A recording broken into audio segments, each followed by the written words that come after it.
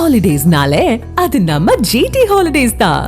GT holidays, south India's #1 travel brand. மழையினுடைய தீவிரம் எவ்வாறாக இருக்கும் அப்படிங்கிற தகவல்களையும் நாம கேட்டு பெற இருக்கிறோம்.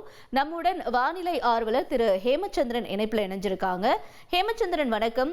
இப்ப நம்ம ரேடார் என்ன சொல்லுதுன்னா, இடையில ஒரு இடைவெளி வடகடலோர மாவட்டங்களை கொடுக்கும் அப்படின்னும், அடுத்தபடியா இந்த மழையானது டெல்டா பகுதிகளில் ஆரம்பிச்சு முழுக்கவுமே ஒரு தென் மாவட்டங்கள் வரைக்கும் நீடிக்கிறதுக்கான வாய்ப்பு இருக்கிறதா நம்ம பார்க்கிறோம்.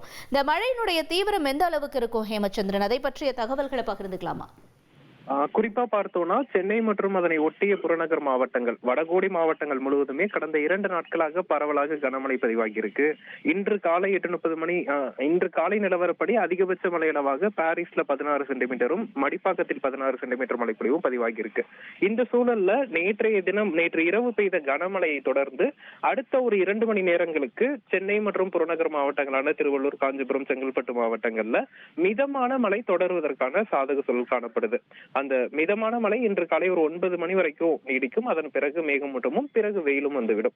அதே போல கடந்த 2 நாட்களாக வடகோடி மாவட்டங்கள்ல மட்டுமே மழை பெய்து வரும் நிலையில இன்றைய தினம் தமிழகத்தில் பரவலாக பெரும்பாலான மாவட்டங்கள்ல மழை எதிர்பார்க்கலாம். வட மாவட்டங்கள், மத்திய மாவட்டங்கள், டெல்டா மாவட்டங்கள் மற்றும் சில தென் மாவட்டங்கள். குறிப்பாக பார்த்தோம்னா சென்னை, திருவள்ளூர், காஞ்சிபுரம், செங்கல்பட்டு, புதுச்சேரி, விழுப்புரம் மற்றும் அதனை ஒட்டியிருக்கக்கூடிய ராணிப்பேட்டை, வேலூர், திருவண்ணாமலை, கள்ளக்குறிச்சி போன்ற மாவட்டங்கள்ல இன்று இரவு நள்ளிரவு நேரங்கள்ல மீண்டும் இடியுடன் கூடிய மழைக்கான வாய்ப்புகள் இருக்கு.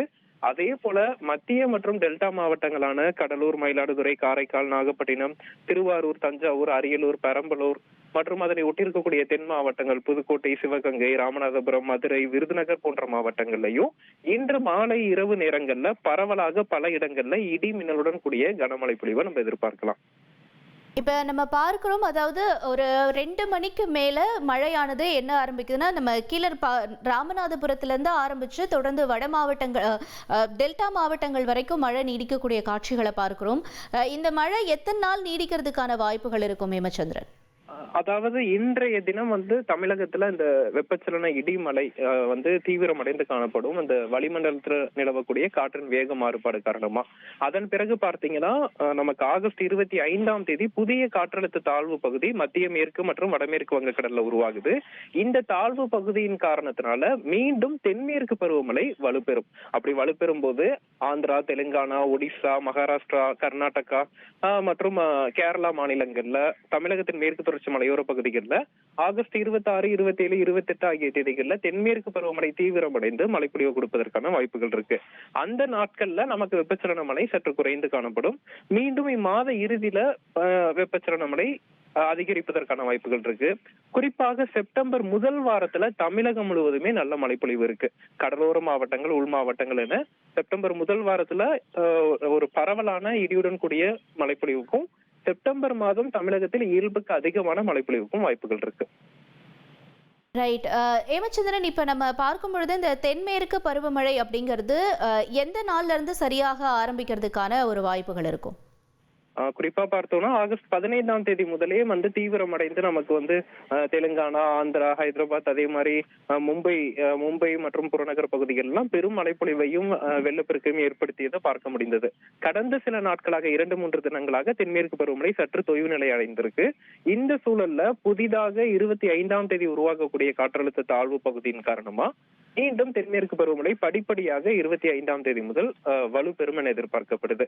அதுல குறிப்பா 26, 27, 28 ஆகிய 3 நாட்கள், 29 வரைக்குமே தென்மேற்கு பருவமழை இந்தியாவின் பெரும்பாலான மாநிலங்கள்ல தீவிரமடைந்த மழைப்பொழிவு கொடுக்கும் அப்படின்னு எதிர்பார்க்கலாம். இப்போ நம்ம இந்த ரேடார்ல பார்க்குறோம், அதாவது சரியாக ஒரு 6-7 மணி போல தென் மாவட்டங்களாக இருக்கக்கூடிய மதுரை, அப்புறம் காரைக்குடி பகுதிகளில் ஒரு தீவிர மழையினுடைய காட்சிகளை நம்ம பார்க்குறோம் இப்போ வரைபடத்தில். இப்போ இந்த மழை அங்கே எந்த அளவுக்கு ஒரு தீவிரத்தை, ஏன்னா 2 நாளைக்கு முன்னாடி நம்ம பார்க்கும்பொழுது மதுரையிலலாம் 100 டிகிரி வெயில் என்பது பதிவாகி இருந்தது, 102 டிகிரி வரைக்கும் போயிருந்துச்சு. இப்போ அதே நிலவரம் நமக்கு இன்னைக்கு பார்க்கும் பொழுது தீவிர மழை கொடுக்கக்கூடிய காட்சிகளாக இருக்கு. அந்த பகுதியினுடைய தீவிரம் எவ்வாறாக இருக்கும் ஹேமச்சந்திரன்? இல்ல, தென் மாவட்டங்களை பொறுத்த வரைக்கும் கடந்த சில நாட்களாகவே தொடர்ந்து வெப்பமான பகுதிகளாக திகழ்ந்து வருது. அந்த சூழல்ல இன்றைய தினம் இடியுடன் கூடிய மழைக்கான வாய்ப்புகள் இருக்கு. குறிப்பா கடல் காற்று உள்நுழையும் போது சற்று வலுவான தீவிரமான மேகங்கள் உருவாவதற்கான வாய்ப்புகள் இருக்கு. ஏன்னா நமக்கு கடந்த சில நாட்களாகவே தொடர்ந்து வெப்பம் அதிகரித்து காணப்பட்டதன் காரணமா. இருந்த போதிலும் இந்த மழைப்பொழிவு பாதிப்பை கொடுக்கக்கூடிய மழைப்பொழிவாக அமையாது. ஒரு குறிப்பிட்ட இடத்துல 1 மணி நேரத்துக்குள்ளாகவே ஒரு 7-8 சென்டிமீட்டர் அளவிற்கு மழைப்பொழிவு பதிவாகும் அளவிற்கு மேகங்கள் உருவாகலாம். ஆனால் அது பெரிய பாதிப்பை ஏற்படுத்தாது. மழை அதிகபட்சம் ஒரு மணி நேரத்துல அதன் தீவிரம் குறைந்து விடும் என்பதனால நமக்கு இதன் காரணமா பெரிய பிரச்சனை இருக்காது. அதே சமயத்துல மழையின் போது இடி மின்னல் தீவிரமாக இருக்கும்.